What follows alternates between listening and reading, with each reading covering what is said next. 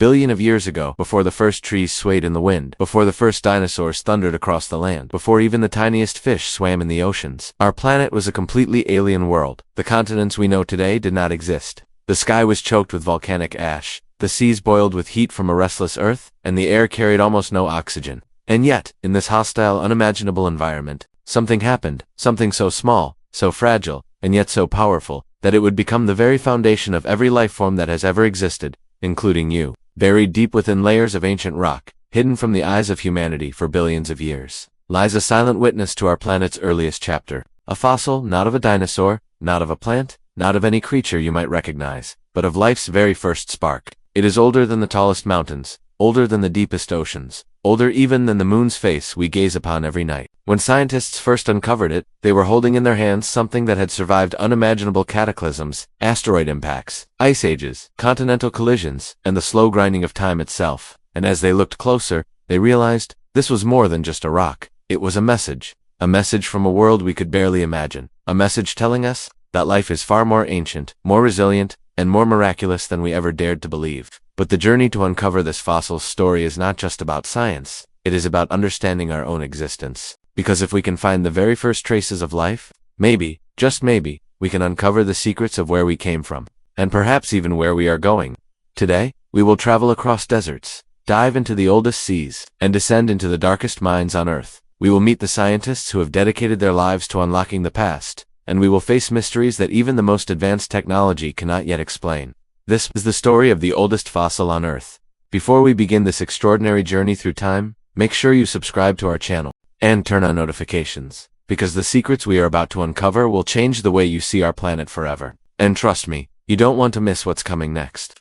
Before we begin this extraordinary journey through time, make sure you subscribe to our channel and turn on notifications, because the secrets we are about to uncover will change the way you see our planet forever. And trust me, you don't want to miss what's coming next. When we think of fossils, most of us imagine explorers brushing dirt away from dinosaur bones, or shells buried in layers of sandstone. But the fossils we are looking for today are far older than any dinosaur, older even than the first insects or fish. We are searching for fossils so ancient that the land they formed on may no longer even exist in the same way. These are not the relics of towering creatures. They are the tiny, almost invisible traces of the first life on Earth, preserved for billions of years in stone. Hunting for fossils from such deep time is unlike any other kind of exploration. It is not enough to dig anywhere and hope for the best. The search begins with an understanding of the Earth's own memory, the layers of rock that act like pages in a history book. Some pages are torn, others are buried, and many have been rewritten by time itself. To find the first fossils, scientists must find the oldest rocks still exposed on the surface of our planet. These rocks are rare, precious, and scattered across distant corners of the Earth. Imagine standing on a windswept plain in Western Australia, where the ground beneath your feet is older than the continents themselves. The sun bakes the iron-rich stones into deep shades of red and brown, and the air feels heavy with heat. To an untrained eye, the rocks here look like any other, rough, cracked, and silent. But to a geologist, they are treasures beyond imagination. Some of these stones are more than 3.5 billion years old, meaning they were already ancient when the very first mountains were forming. This is one of the few places on Earth where we can still touch the crust of our planet from its earliest days. Another place where the search has led scientists is Greenland, in the far north. Here, the landscape is a frozen wilderness for most of the year, locked under ice and snow. But in the short Arctic summer, the ice melts just enough to reveal black, twisted bands of rock, some of the oldest ever found.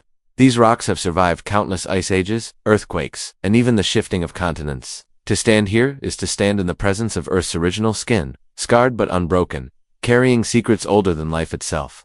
Then there is the Pilbara Craton in Australia, the Canadian Shield in North America, and the Isua Greenstone Belt in Greenland. Each of these places is like a time capsule, preserving the record of Earth's earliest history. They are not easy to reach. Scientists often travel for days through barren landscapes, carrying heavy equipment, enduring extreme heat or biting cold, all for the chance to hold a fragment of deep time in their hands. But even when these rare ancient rocks are found, the challenge has only just begun. A fossil from billions of years ago is not like the ones we see in museums. There are no bones, no shells, no leaves. The first life on Earth was made up of tiny microorganisms, so small that millions could fit on the tip of your finger. When they died, they left behind no skeletons, only microscopic structures in the rock, patterns that can easily be mistaken for something non-living. This is where the real detective work begins. A scientist might spend years studying just one sample, using powerful microscopes, chemical tests, and the latest scanning technology. They look for tiny shapes, filaments, spheres, or layered mats called stromatolites. That could be the remains of ancient microbial colonies. But nature can be tricky. Sometimes minerals form shapes that look almost biological, fooling even the most experienced researchers. Deciding whether something is truly a fossil or just a natural pattern can lead to intense debates in the scientific community.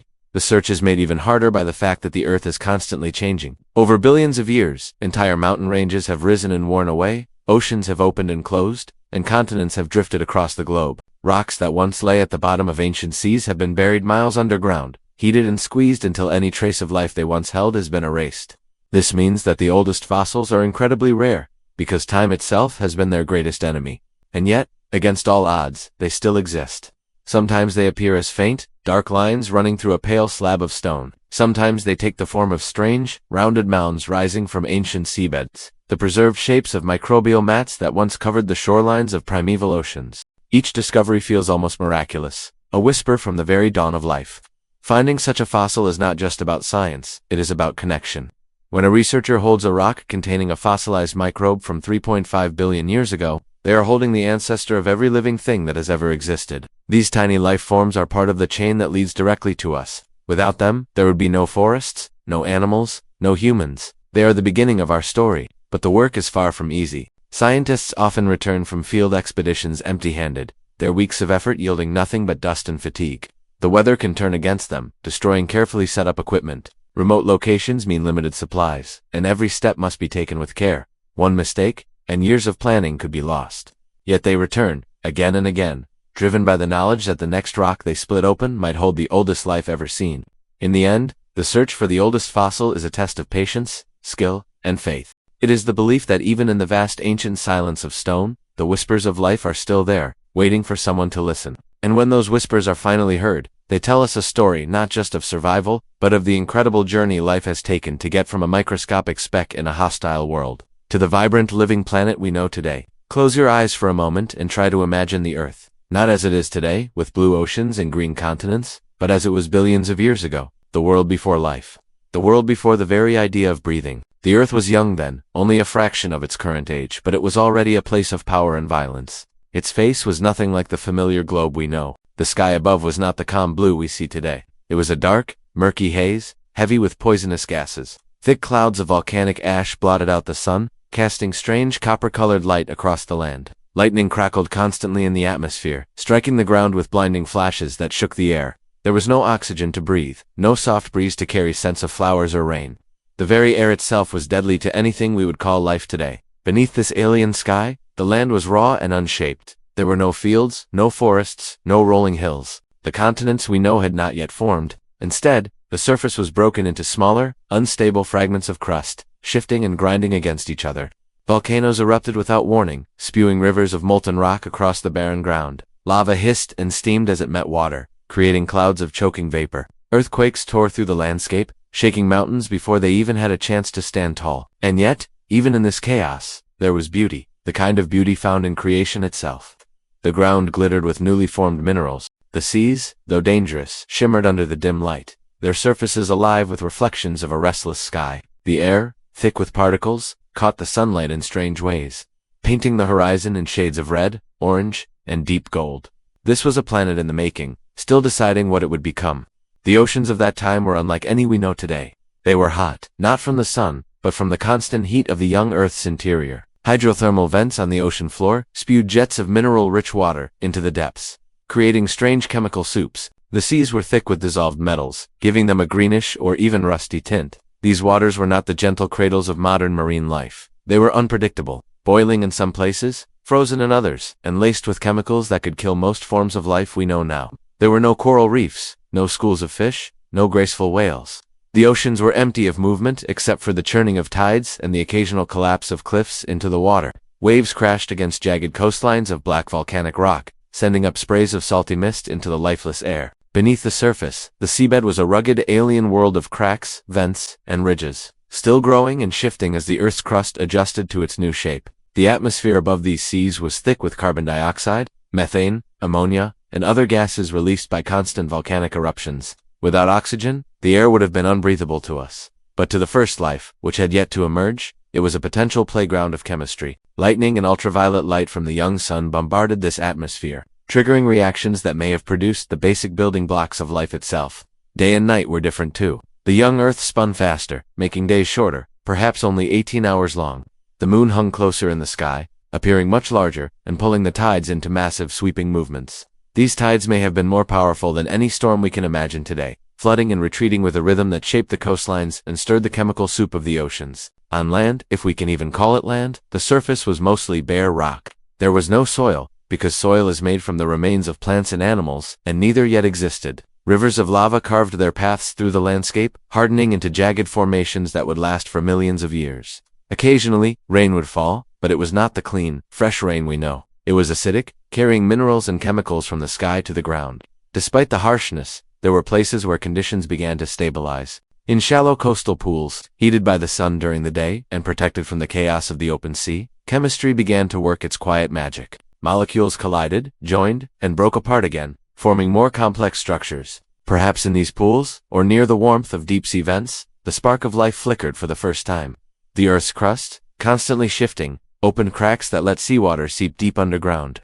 There, it was heated, reacted with minerals, and emerged again, rich with nutrients. These nutrient flows may have been the first banquet for life. If life had already begun, in some places, underwater volcanoes built entire mountains, only for them to sink again as the crust moved. The landscape was alive with change, even if life itself had not yet flourished. And then there was the light. The young sun was dimmer than it is today, giving off less warmth. Yet without the protective ozone layer we now rely on, its ultraviolet rays were far more intense, bathing the planet in invisible energy. This radiation was dangerous, but it also may have been a crucial ingredient in the chemical reactions that built the earliest forms of life. It is hard for us to truly imagine such a world. We live on a planet softened by time, where rivers carve valleys slowly and forests sway gently in the wind. But Earth's ancient past was fierce, untamed, and raw. Every inch of it was being shaped and reshaped by forces beyond our control. And in that fiery, toxic, unstable environment, life was preparing to make its entrance.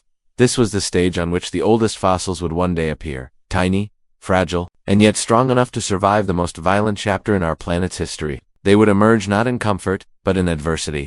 They would adapt to boiling seas, acidic rain, and poisonous skies. And they would endure quietly, laying the foundation for every living thing that followed. When we study these ancient conditions, we are not just looking at rocks and gases, we are looking at the very cradle of life. We are seeing the challenges that shaped it, the obstacles it overcame, and the raw determination of survival written into the DNA of all creatures, even us. The Earth's past is not just history, it is our inheritance. The Earth had been restless for hundreds of millions of years. Its surface cracked and shifted, volcanoes breathed fire into the skies, and its oceans churned with heat and minerals. Yet in this chaos, something extraordinary was about to happen. The first spark of life, not life as we know it, with animals and plants, but something far simpler, smaller, and yet infinitely more powerful. This was the beginning of a story that would lead to every living creature, every forest, every human being that would ever walk the Earth. Scientists believe that life may have begun deep in the ocean, near something called hydrothermal vents. These vents were like natural chimneys on the sea floor, spewing out water heated by molten rock below. But this wasn't ordinary water. It was packed with minerals and chemicals that created a rich, strange environment. Around these vents, the temperature could shift from freezing cold to boiling hot in just a few meters. It was here, in the shadows and the heat, that the building blocks of life may have first come together. In these dark waters, no sunlight reached. Instead, energy came from the Earth itself. Certain minerals in the vent walls acted like tiny laboratories, concentrating chemicals and allowing them to react. Over time, simple molecules may have linked together to form more complex ones. Amino acids, the very ingredients of proteins, and once these chains began to form, life had taken its first silent steps. But hydrothermal vents were not the only possible birthplace.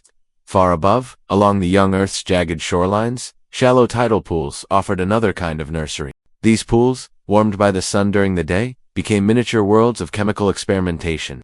Water would evaporate under the heat, leaving behind concentrated minerals and organic molecules. Then, when the tides returned, fresh waves would mix these ingredients again. Day after day, year after year, the process repeated, like nature's own rhythm, stirring the soup of creation. Some scientists even believe that life's building blocks may not have formed on Earth at all. Instead, they might have come from space, carried on meteorites that crashed into the planet's surface. These space rocks, some containing complex organic molecules, could have delivered the seeds of life to our young world. It is a humbling thought that our first ancestors may have been travelers from the stars, born in the depths of other worlds. Wherever life began, it was incredibly simple at first. The earliest forms were single-celled organisms, invisible to the naked eye. They had no skeletons, no brains, no eyes, just the basic machinery needed to survive and reproduce. Yet in their simplicity lay incredible strength. These tiny pioneers could withstand heat, radiation, and chemical conditions that would kill most modern life. They were perfectly adapted to the world as it was. One of the most remarkable traces of early life comes from something called stromatolites. These are layered structures built by colonies of microorganisms, especially cyanobacteria. In shallow water, these tiny lifeforms trapped and bound grains of sediment, slowly creating mounds and domes that grew taller over centuries. Layer upon layer, they left behind a record of their presence. If you were to cut a stromatolite in half, you would see thin, curved lines. Each one, a chapter in a story that began billions of years ago. Stromatolites are important because they are visible proof of early life's activity. Some fossilized stromatolites are over 3.5 billion years old, making them among the oldest known evidence of life on Earth. Imagine that, a structure made by living things long before the first animals existed, surviving for us to find today. These mounds were the skyscrapers of their time, built not by hands, but by the quiet labor of countless tiny cells. Even smaller, but no less important, are microfossils. These are the preserved remains of individual microorganisms, often trapped within ancient rocks. They can be so small that dozens could fit across the width of a human hair. Under a microscope, some microfossils reveal delicate shapes, tiny filaments, spheres, or tubes that hint at the diversity of life's earliest forms. To see one is to gaze into the eyes of something that lived billions of years ago, carrying a spark that would one day become us. The earliest confirmed fossil discoveries are treasures beyond measure. In the Pilbara region of Western Australia, scientists uncovered stromatolites dating back about 3.48 billion years. These ancient structures formed in shallow seas, where sunlight and chemical energy fueled the growth of microbial mats. Walking among these fossilized mounds today is like stepping into another time, when the world was young and life was just learning how to build. Another extraordinary discovery came from the Esua Greenstone Belt in Greenland. Here, researchers found tiny graphite particles within rocks, more than 3.7 billion years old. The chemical makeup of this graphite suggested it had been formed by living organisms. If true, this would make it one of the oldest signs of life on Earth. Imagine holding such a rock in your hands, a stone that has carried the fingerprint of life across nearly 4 billion years of history. In Canada's Nuvvuagittuq Greenstone Belt, some scientists reported finding microscopic structures within rocks that might be 4.28 billion years old. These structures looked like the tiny tubes made by certain bacteria around hydrothermal vents today. If confirmed, this would push life's origins almost to the very beginning of Earth's history, a sign that as soon as conditions allowed, life began. But these discoveries are not without controversy. Ancient rocks have been altered by heat and pressure over billions of years, and it can be difficult to tell whether a structure was made by life or by a purely chemical process.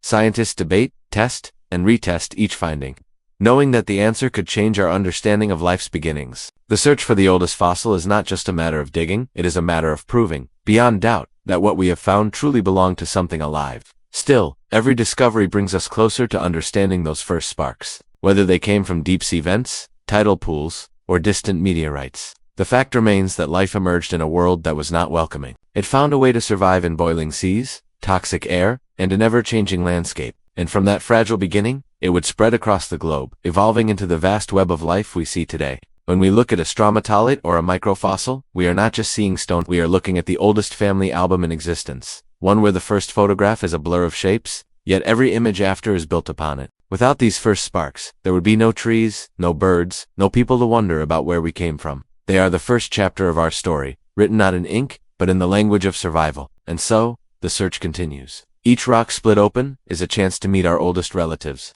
Each layer of sediment is a page from a book we are still learning to read. The sparks that began in the shadows of vents, in the warmth of pools, or in the dust of falling stars, they are still with us, burning quietly in the DNA of every living thing. The oldest fossils remind us that life is not just about where we are now, but about the incredible journey it took to get here. Sometimes, history doesn't reveal itself in grand monuments or ancient ruins. Sometimes, it hides in places where almost no one thinks to look.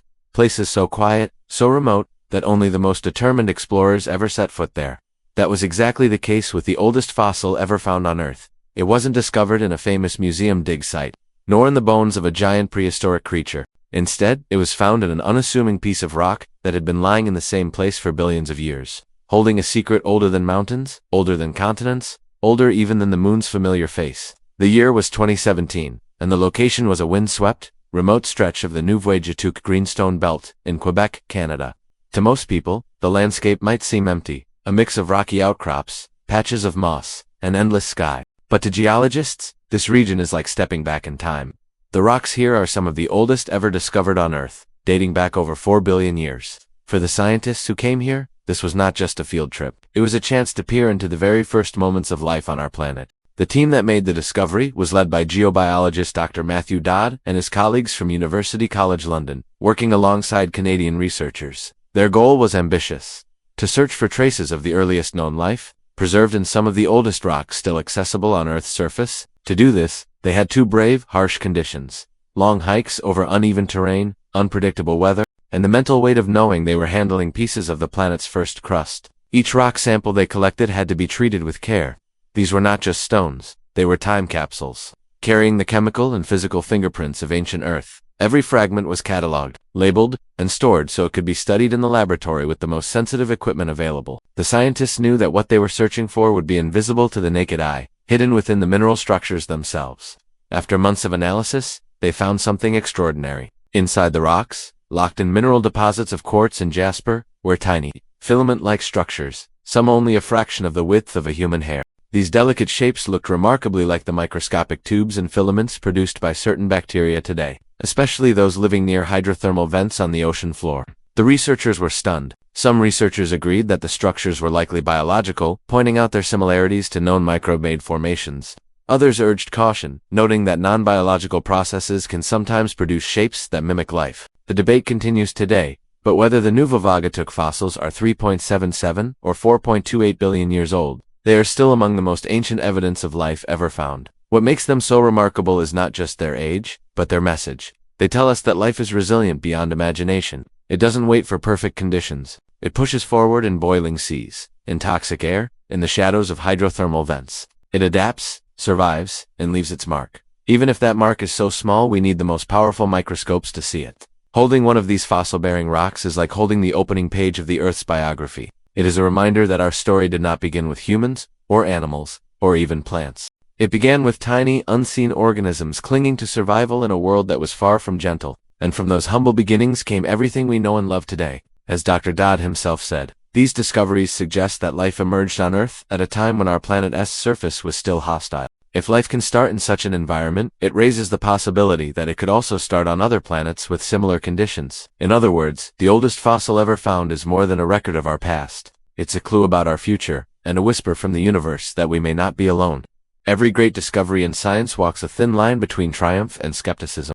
It asks one thing to make a claim, it asks another to convince the world that it is true. And when the claim is as bold as this is the oldest fossil on Earth, the scrutiny becomes relentless. That's exactly what happened after the Nouveau-Jatouk fossils were announced. What began as a wave of excitement quickly turned into a storm of questions, challenges, and debates. At the heart of the controversy lies a deceptively simple question: what exactly counts as a fossil? For most people, the word fossil brings to mind dinosaur bones or seashells pressed into stone. But in deep time, billions of years before dinosaurs even existed, fossils look nothing like that. They can be microscopic patterns in rock, tiny filaments, or chemical traces invisible to the naked eye. That subtlety is part of the problem. The smaller and older a fossil is, the harder it is to prove that it came from something alive. Some scientists argued that the structures found in the Nouveau-Jatouk rocks might not be biological at all. Instead, they suggested they could be the result of purely chemical processes, minerals forming shapes that mimic life but have no connection to it. Nature, after all, has a habit of repeating patterns. Crystal growth can create branching forms that look eerily like filaments or tubes. Geological pressure, heat, and fluid movement inside rock can produce shapes that fool even experienced eyes. The skeptics pointed out that these rocks had endured billions of years of change. During that vast stretch of time, they had been heated, compressed, and altered by geological forces. This metamorphism could have destroyed original biological features or even created new, misleading ones. In other words, the fossils could be illusions, products of time and chemistry, not ancient life. On the other hand, the discovery team countered with equally compelling arguments. They emphasized that the structures they found were not random. The filaments had consistent shapes, branching patterns, and hollow centers, traits strongly associated with microbial activity. They also showed that the chemical composition of the surrounding minerals matched what we see in places where modern bacteria live today, such as iron-rich hydrothermal vents. One of the strongest points in favor of a biological origin came from the carbon isotope analysis. Living things tend to prefer the lighter form of carbon, carbon-12. The oceans were dark, acidic, and rich in dissolved iron. The sun shone just as brightly as it does today. Boo! Without an ozone layer, its ultraviolet rays were deadly. To survive in such a hostile place, these microbes evolved incredible strategies. Some thrived near volcanic vents, drawing energy from the chemicals spewing out of the Earth's crust. Others lived in shallow pools, using sunlight to drive the earliest forms of photosynthesis, a process that would soon change everything. Photosynthesis, as we know it today, is the foundation of life on Earth. But in those early days, it was an untested experiment in evolution. The first photosynthetic microbes didn't release oxygen. Instead, they produced other Then, sometime around 2.5 billion years ago, a new type of microbe emerged that could split water molecules during photosynthesis, releasing oxygen gas as waste. At first it seemed like a small chemical change. In reality, it was the beginning of a revolution, one that would alter the destiny of the entire planet. For millions of years, the oxygen produced by these microbes reacted with the iron dissolved in the oceans, creating vast layers of rust that settled to the seafloor. Today, we call them banded iron formations, and they are among the most striking geological records of this time.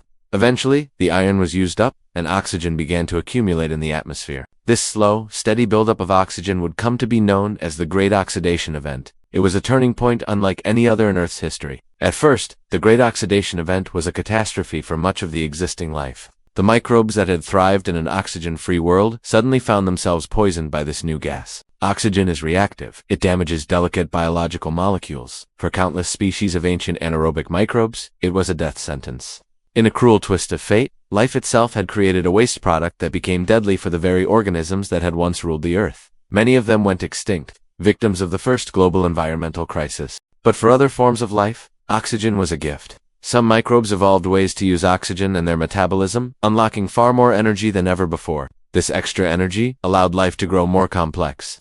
Cells could become larger, develop internal structures, and eventually form multicellular organisms. The appearance of oxygen set the stage for everything that would follow, from the first primitive animals to the rich diversity of life we see today. Without that ancient microbial transformation, there would be no forests, no animals, no humans. The Great Oxidation Event also transformed the planet's geology and climate. Oxygen in the upper atmosphere reacted with sunlight to form the ozone layer, a protective shield that blocks harmful ultraviolet radiation. With this barrier in place, life could venture into new habitats, including shallow waters and much later land. At the same time, the removal of methane, a powerful greenhouse gas from the atmosphere, triggered a dramatic cooling. Many scientists believe this may have caused one of the first global ice ages, freezing much of the planet's surface. Life had not only shaped the atmosphere, it had reshaped the climate itself. Looking back, it's hard not to marvel at the paradox of it all. The smallest, simplest creatures, organisms we can barely see under a microscope, were the true architects of the Earth we know. They worked without intention, without any grand plan, simply living and reproducing. Yet, in doing so, they wrote the blueprint for all future life. This connection between ancient life and planetary transformation has profound implications for our search for life elsewhere in the universe. If microbes on early Earth could change their world so completely, perhaps the same could happen on other planets.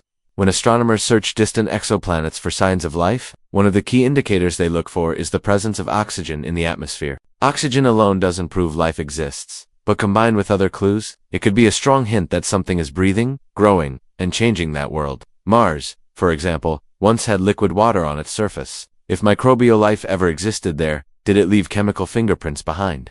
Could it have altered the atmosphere in subtle ways before disappearing? And what about the icy moons of Jupiter and Saturn, Europa and Enceladus, with their hidden oceans? If microbes exist there today, might they be in the early stages of shaping their worlds just as Earth's ancient microbes once did? In this way, studying Earth's earliest life is not just about looking back, it's about looking forward. Across light years of space, two worlds we have not yet reached. The story of how microbes transformed Earth gives us a guidebook for recognizing the signs of life far beyond our planet. There is also a philosophical side to this story. We often imagine ourselves as the masters of our world, reshaping it with cities, machines, and technology. But the truth is, we are not the first species to dramatically alter the planet's atmosphere and climate.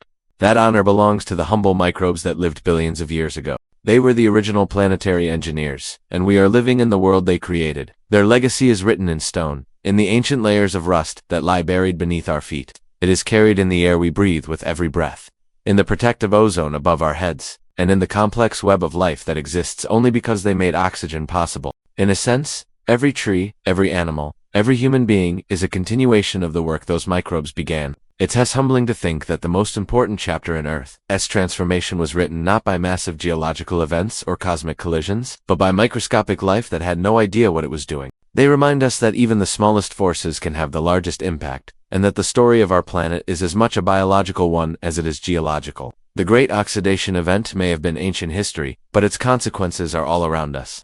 Every sunrise that lights a blue sky, every breeze that fills our lungs, every ecosystem that thrives on land and sea, all of it traces back to the quiet work of those first oxygen-making microbes. Without them, Earth would be an alien world, barren and lifeless. And so, when we gaze up at the stars and wonder if we are alone, perhaps we should remember this.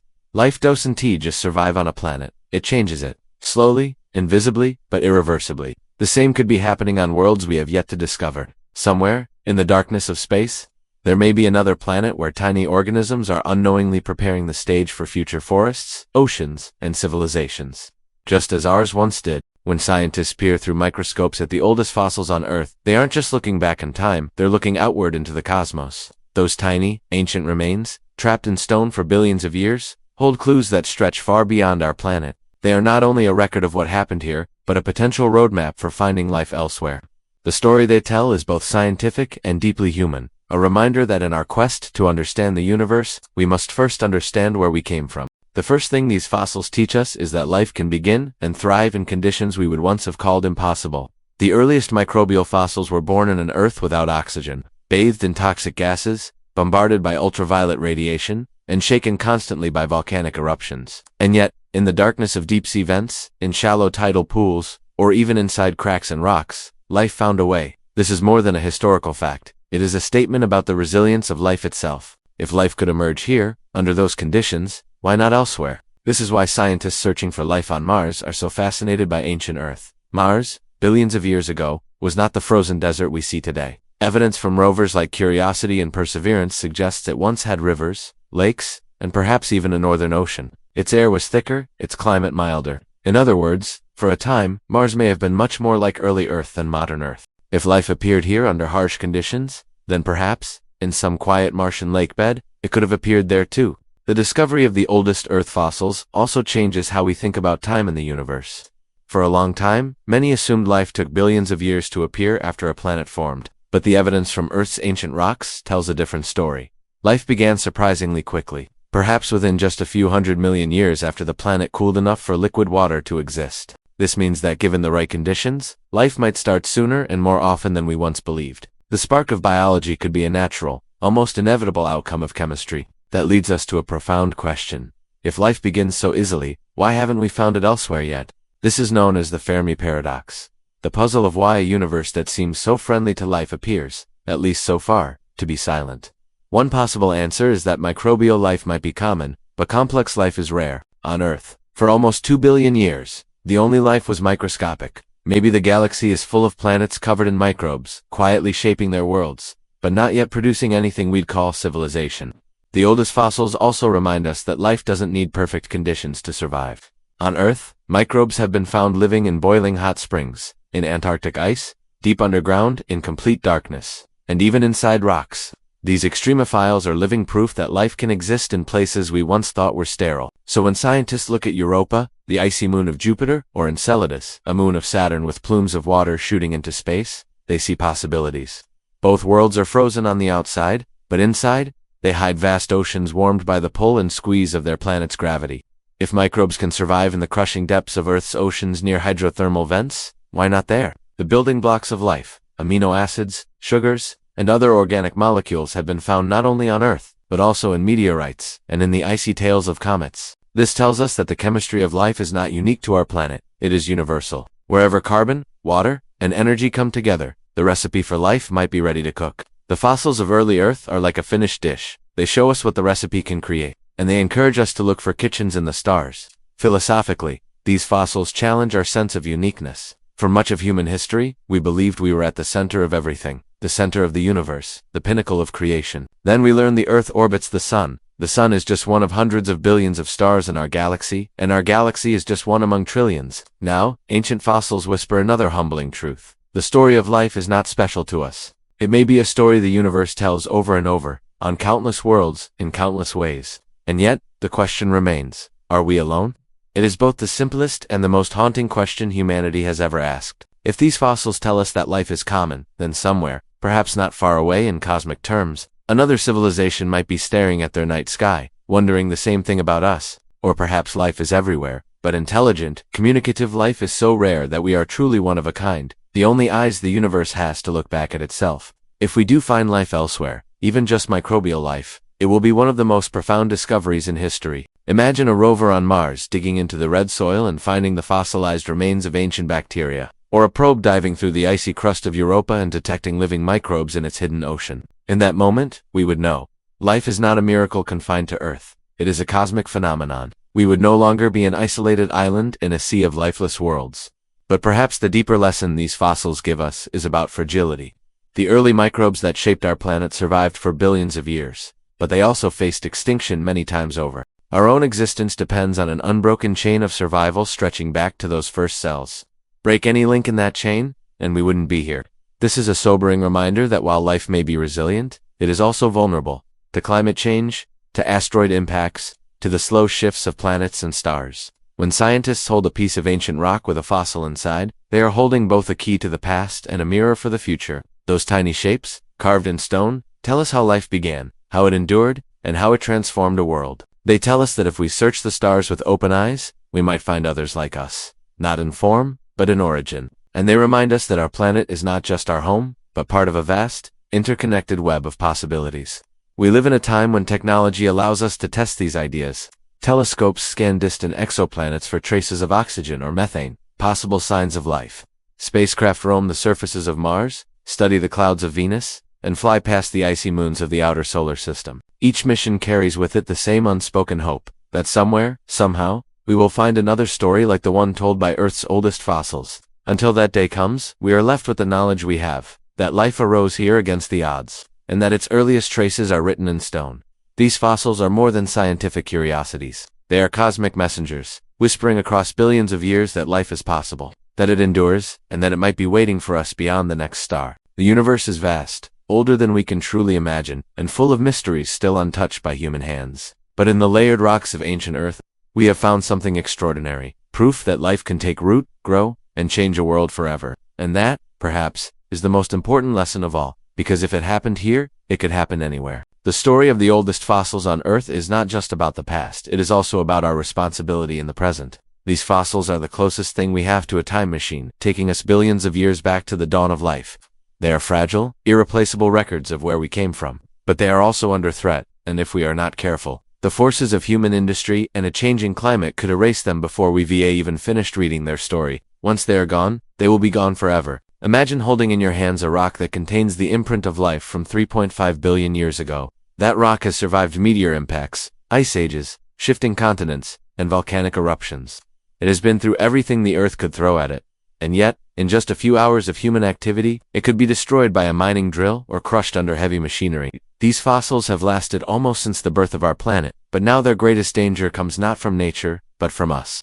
One of the biggest threats is mining. Many of the oldest fossil-bearing rocks are rich in minerals that modern industries desperately want: iron, gold, rare earth elements used in electronics.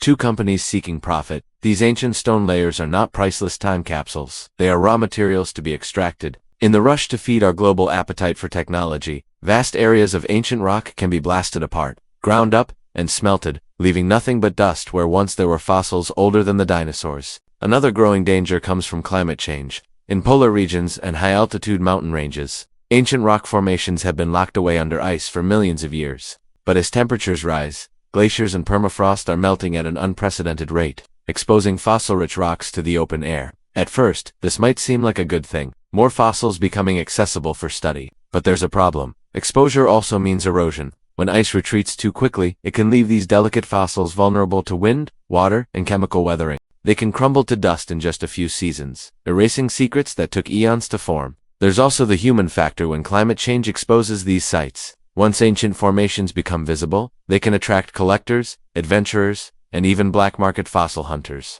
Some people, not understanding the scientific value of these finds, take them as souvenirs or sell them to private buyers. A fossil in a private collection might look beautiful on a shelf, but it loses its context. The surrounding rock layers that tell scientists its exact age and environment, Without that context, much of its scientific meaning is lost forever. Preserving these sites is not just about saving old rocks, it is about protecting the story of life itself. Every ancient fossil is a page in a book that was written long before humans existed. If we tear out those pages, the story becomes incomplete, and future generations will have only fragments of the truth. That's why scientists and conservationists are working to create protections for fossil-rich areas, turning them into geological heritage sites, similar to how we protect cultural landmarks like ancient temples or historic cities. In some countries, governments have passed laws that forbid fossil collection without a permit, or that designate specific areas as off-limits to industrial activity. For example, parts of Western Australia, home to stromatolites, fossilized microbial mats more than 3 billion years old, are now recognized as sites of global significance. Researchers work closely with local indigenous communities, who often see these landscapes as part of their own cultural heritage. In these cases, science and tradition come together to protect something of value to all humanity. Another approach to preservation is documentation. If a fossil site is at risk, whether from mining, construction, or natural erosion, scientists race to record as much as they can before it is lost. This can involve photographing every visible fossil, scanning rock surfaces in 3D, and taking careful samples for laboratory study. While this does not replace the site itself, it at least preserves the data, so that even if the original rocks are destroyed, the information can live on in digital archives and museum collections. International cooperation is also key. Fossils do not follow political borders. The same rock layer might stretch across multiple countries. Protecting these areas often requires agreements between governments, as well as partnerships with universities, museums, and conservation groups. In some cases, UNESCO has stepped in to designate certain fossil-rich regions as World Heritage Sites, giving them a layer of global recognition and legal protection. But laws and designations alone are not enough. Protection also depends on awareness. People must understand why these fossils matter, why they are more valuable than the minerals beneath them. This is where education plays a crucial role. Schools, museums, documentaries, and even social media campaigns can help spread the idea that fossils are not just old bones or interesting shapes in stone, they are the fingerprints of Earth's earliest life. Once people feel that connection, they are more likely to care about preserving it. There are also inspiring stories of communities stepping in to save fossil sites. In some places, local citizens have banded together to block industrial projects that would have destroyed ancient formations. They recognize that once a piece of deep history is gone, no amount of money can bring it back. Their actions prove that you don't have to be a scientist to protect science. You just have to care about the legacy we leave for the future. Technology is giving preservation efforts new tools as well. Satellite imagery can help scientists spot changes in fossil-bearing landscapes, such as mining activity or erosion. Drones can survey remote areas that are difficult to reach on foot, mapping sites in high detail. And advanced chemical analysis can allow researchers to study fossils without removing them from their environment, minimizing damage. In some cases, artificial intelligence is being used to scan thousands of images of rock surfaces, identifying possible fossils far faster than a human eye could. Still, time is not on our side. Climate change is accelerating. Industrial demand for resources is growing, and human expansion, roads, cities, agriculture, continues to encroach on even the most remote corners of the earth. If we want to preserve the ancient record, we must act quickly and decisively. We cannot afford to think of these fossils as infinite. They are as rare and fragile as any endangered species. There is also a moral argument here. We are the first generation in history to understand both the scientific importance of these fossils and the scale of the threats they face. That gives us a responsibility. We are not just inheriting this ancient record, we are its caretakers. Future generations will judge us not only by the technology we built or the monuments we left behind, but also by how well we protected the deep history of our planet. Preserving fossils is not just about science. It is about identity. These are the roots of the tree of life, and if we let them be destroyed, we sever our connection to the very beginning of our story. It's easy to think of deep time as something far away, but in truth, it flows directly into the present. We carry the DNA of those earliest life forms inside every cell of our bodies. In a very real sense, those fossils are our ancestors. When you stand at an ancient fossil site, there's a silence that feels almost sacred. The wind moves over rocks that were already old before the first animal swam, before the first plant took root, before the first human dreamed. You realize you are standing not just in a place, but in a moment that stretches across billions of years. To lose that, to grind it up for, or let it crumble into dust, would be to erase one of the rarest and most beautiful connections we have to the universe. That is why scientists, governments, and citizens must work together now. Preservation isn't a luxury, it is a necessity. Without the ancient record, we lose the ability to understand where we came from, and, perhaps, where we might be going. Protecting these fossils is not just about honoring the past, it is about ensuring that the story of life can still be told in full, for for all who come after us. If we succeed, then thousands of years from now, our descendants will still be able to walk among these ancient stones, run their hands over the shapes of life long gone, and feel the same sense of wonder we feel today. If we fail, then all that will remain is the silence, and the knowledge that we once had the chance to save the oldest story on Earth, and let it slip away. There is something humbling about realizing that life on Earth began billions of years before we arrived. We live in a world filled with our own stories, human history, civilization, wars, inventions, and dreams. Yet these things are just the last few seconds of a very long day. Before there were cities or kings, before there was writing or music, before even the first animal took a breath, there was life. Tiny, fragile life that clung to the edges of ancient seas, shaping a planet that was still young. The fossils of that life are not just stones, they are whispers from a time so distant it almost feels unreal, but it was real. And without it, we would not be here. When we look at the oldest fossils, we are looking into a mirror that reflects not our faces, but our origins. It is easy to think that the first bacteria or microbes have nothing in common with us, but in truth, they are part of our family tree. They are the great-great-great ancestors of everything alive today. The DNA inside us, the instructions for building a human, is written in the same biological language that life was using billions of years ago. That unbroken chain, passing from cell to cell, generation to generation, connects us directly to the first spark of life. It is as if we have been carrying a torch through the ages, lit in the darkness of a primeval world, and kept burning ever since. This connection is more than science. It is something deeply personal. The oldest fossils remind us that we belong to Earth in a way that goes beyond geography or nationality. Our blood, our bones, our breath, all are part of a story that began when the planet was young and the sky was different. In those early days, there were no flowers, no birdsong, no human laughter. Yet even in that silence, life found a way to grow. The same stubborn will to survive lives in us now. When we struggle, when we endure, we are repeating what life has always done. Adapt, persist, continue. Looking at these fossils is like looking through a window into forever. The stone may be cold and lifeless, but it holds the memory of something warm and alive. It holds the shapes of tiny creatures that once moved, multiplied, and left their mark on the world. They did not know we would one day exist. They could not imagine skyscrapers or space travel, and yet, without them, none of it would be possible. Every beating heart today is part of a story they started. This perspective changes how we see ourselves. We often imagine that humanity is the center of the universe, that our intelligence makes us separate from the rest of life. But when we hold a fossil that is billions of years old, that illusion fades.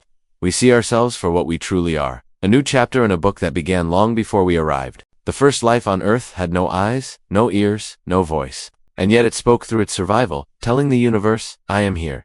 Today, we carry that same message forward. It is also a reminder of how small we are in the scale of time. The oldest fossils were here before mountains rose, before continents drifted into their modern places, before the moon looked the way it does today. They will likely still be here long after our cities have crumbled to dust. And yet, despite our brief moment in history, we have the rare privilege of being able to look back, to study, to understand. We can read the ancient pages of Earth's biography, pages written not in ink, but in stone and carbon. The more we learn about these fossils, the more we see patterns, not just in biology, but in existence itself.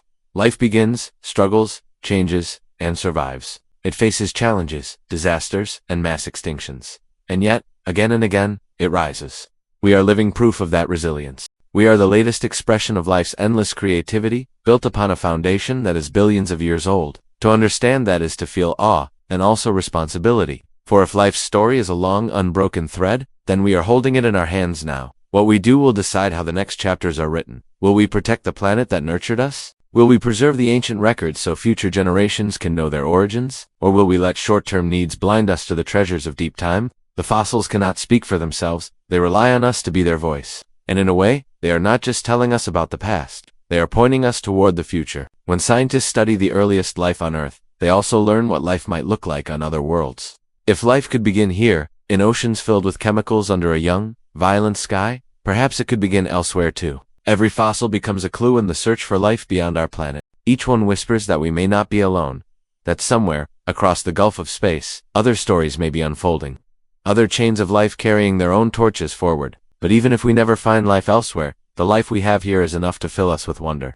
The first microbes that left their mark in stone did not need to be large or complex to be miraculous. They remind us that life's value does not depend on size, intelligence, or beauty. It lies in existence itself, in the unlikely fact that in a vast, cold universe, something can be alive at all. And that something, eventually, can look up at the stars and wonder how it all began.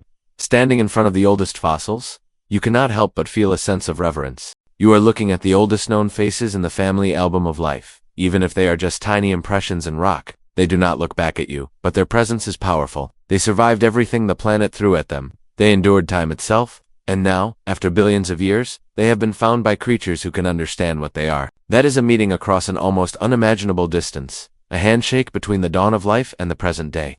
This is why the oldest fossils matter. They are not just for scientists or collectors.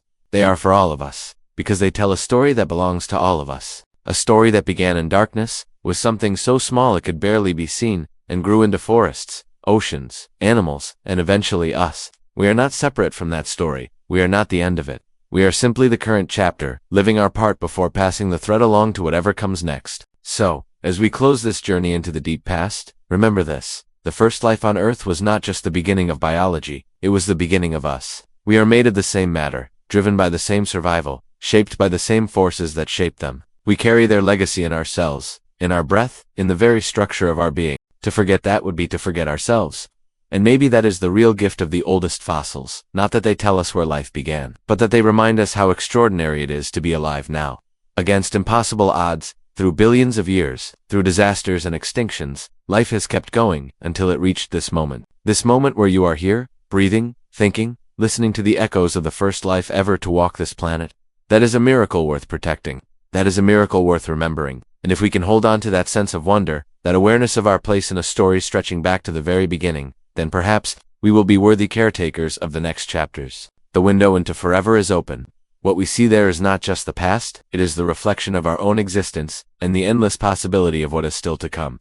The story of the oldest fossils is more than science. It is a love letter from the past, written in stone and carried across billions of years, just so we could read it. These tiny traces of life, smaller than a grain of sand, hold the weight of eternity. They remind us that before there were cities, before there were oceans as we know them, before even the air was safe to breathe, life had already begun its journey, and it never stopped. We are the latest chapter in that journey. The same spark that ignited the first cell burns in every heartbeat today. We are connected not just to each other, but to every living thing that has ever existed. We are part of an unbroken chain stretching back to the dawn of time. But chains can be broken. The fossils we have now are rare, fragile, and irreplaceable. If we lose them to greed, neglect, or the changing climate, we lose more than rocks. We lose pieces of our origin story. We lose a part of ourselves. So let these ancient stones be more than museum pieces. Let them be a reminder that life's greatest story is still being written.